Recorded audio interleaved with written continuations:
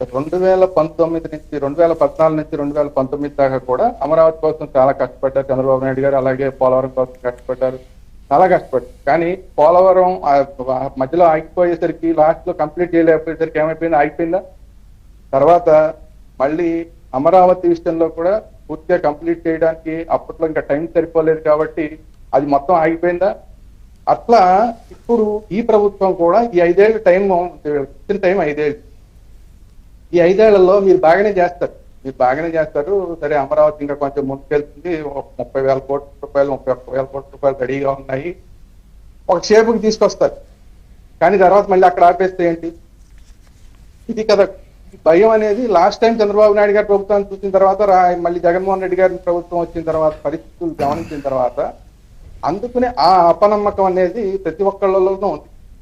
లులు అనండి, లేదంటే కియా అనండి. కియాని చంద్రబాబు నాయుడు గారు తీసుకొచ్చారు, సరే బాగుంది, అంత బాగుంది. కానీ ఒక ఎంపీ వెళ్ళి, ప్రభుత్వం మారంగానే ఎంపీ వెళ్ళి అక్కడ వాళ్ళందరికి ఇలా వేలు పెట్టి చూపించి అలా చేస్తే వాళ్ళ పరిస్థితి ఏంటి?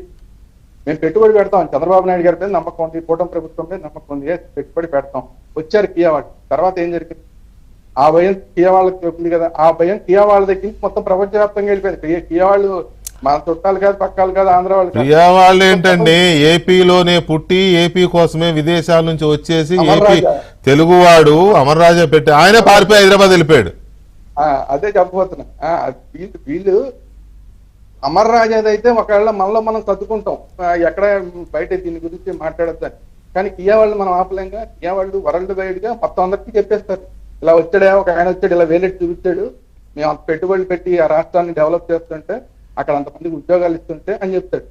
చెప్పంగానే మొత్తం అంతా ఏమైపోతుంది? ఇందాక చంద్రబాబు నాయుడు గారు ఫైళ్లు పట్టుకుని తిరగడం గురించి పాత రోజులన్నీ గుర్తు చేశారు.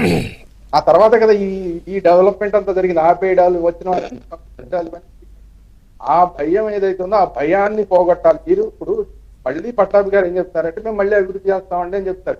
మీరు అభివృద్ధి చేస్తారు అంటంలో ఎవరికి డౌట్ లేదు, మీరు బాగా పరిపాలన చేస్తారు అంటంలో ఎవరికి డౌట్ లేదు.